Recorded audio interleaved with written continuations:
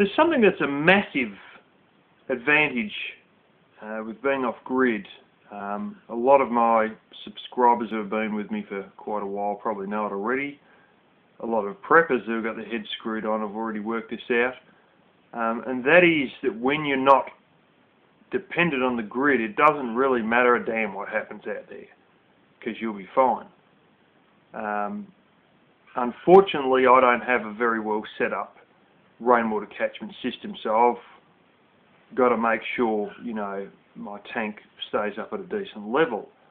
But if I had a decent one, that wouldn't, you know, if I had a decent rainwater catchment system, that wouldn't be an issue. But basically, if the world was to go to hell in a handbag, all I've got to do is fill up my jerry can, my car, and what I call my backup car with petrol, and then siphon the petrol back out of them as I need it to run my generator, and essentially, so long as my water tank's full, nothing changes for me at all. If the rest of the world goes to hell in a handbag, nothing changes. You know, this is an advantage to having backup systems of any kind, you know, even generators for people who are on the grid. You know, with my stoves, for instance, I've got one that's a run-of-the-mill propane camping stove. I've also got a little butane one, which there you can't see it, but it takes those cans, and then of course I got my wood one, and you know, between the three of them, I've got three different options, so if one goes down I can use the other one. If I run out of propane, well then I'll probably just go and nab the bottles that I was going to use for the freezer and put it onto my propane stove. But if not, I've got the butane cans, and I've got like, I don't know, 20 or more than 20 cans of this sitting around. And if that fails, then I've got the wood stove, and there's heaps of wood, a lot of wood. I've already cut to length and everything ready to go. And, you know, heaps of matches and all that.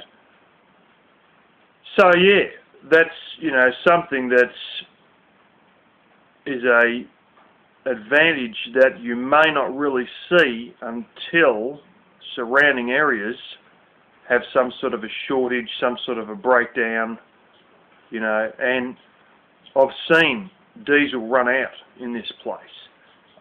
We couldn't get it for about a week and a half. It just was not available, and everybody who was driving diesel vehicles was really worried and looking at the fuel gauge a lot. But it'd come back. But when I was in high school, there was and I've got to make a proper video on this if I haven't already, a natural gas refinery plant known as Longford gas plant, and that blew up, and there were people that just were pulverised and turned to smoke. They didn't find some people, some of the workers, and the capital was without natural gas for 4 or 5 months, and there were a lot of smelly people who needed a shower because it was right on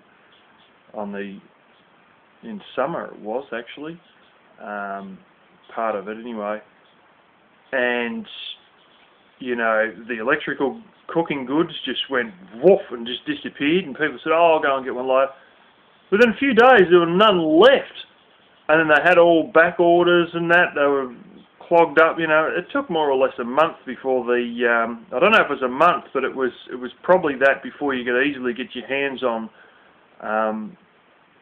electrically powered cooking devices like frying pans and skillets, and, you know, electric ones, I mean. And stuff like that. And an auntie of my father's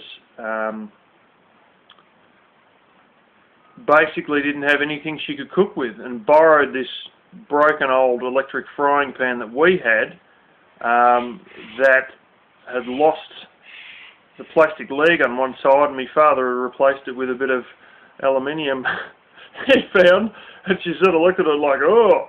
And then when the gas finally come back on months later, she was, oh, that was good, that was fantastic, that really helped me out. And you had all these people trying to cook breakfast on their barbecues, but, you know, after weeks of frying eggs and bacon for breakfast, they sort of got a bit sick of all the greasy breakfasts. And, yeah, you know, when you've lived through something like that, and then you become an off-gridder later, it sort of occurs to you, if this sort of stuff happens again, or some other scenario, I'm going to be fine. And they'll all be sooking and whaling, you know, like, there was a big intake of blooming propane bottles when it all went down too, because everybody was, you know, wanting to make sure they had enough propane for their barbecues as well. But but yeah, that's just something I thought I'd bring up, more for the newer subscribers.